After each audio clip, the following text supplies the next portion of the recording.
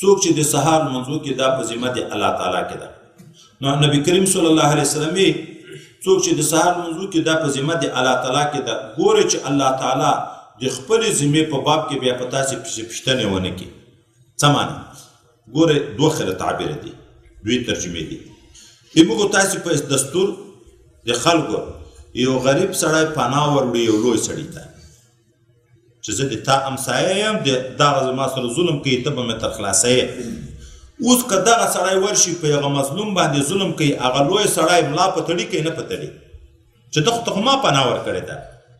نو چا چې لمونځ وکړه الله د ده د عصمت وعده وکړه چې د دغه وژل ناروا دي، امن الله ورکړه. اوس نو ته چې ورجیږ شو چې دغه انسان دې مړ کو یا دې بې عزته کو یا دې ده ته تکلیف ورکړه، الله تعالی به پوښتنه درنه کوي چې ما ذمه د ده اخیستې وه. او چې رب کریم د چا نه پوښتنې پسې شروع کړي نو خو خامخا یې ورکوي.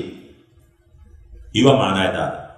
دویمه معنا یې دا ده چې لمونځ عهد و پیمان ده د الله تعالی سره.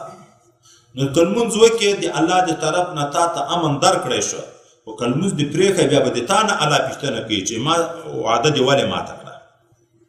هغه خو د هغه غیر نه خبره وه، دا په خپله د دغه شخص نه خبره. لمونځ مه پرېږده. ته چې لمونځ کوې نو معصوم شوې، روژه چې نیسې معصوم شوې، زکات ورکوې معصوم شوې، حج کوې معصوم شوې. چې شرایع د دین په ځان باندې عملي کوې نو هلته د تا ته تکلیف درکول ناروا دي. کنې خو هلته را روان دي.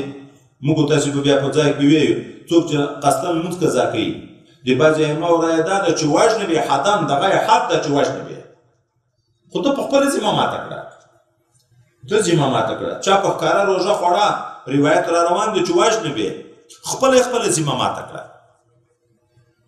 نو یا وایي دا معنا چې ته به د هغه لحاظ ساتې چې ده لمونځ وکړو، د اسلام شعایر پکې ښکاره شو، نو الله دغه انسان ته امن ورکړی، په دغه سړي به کار نه لري.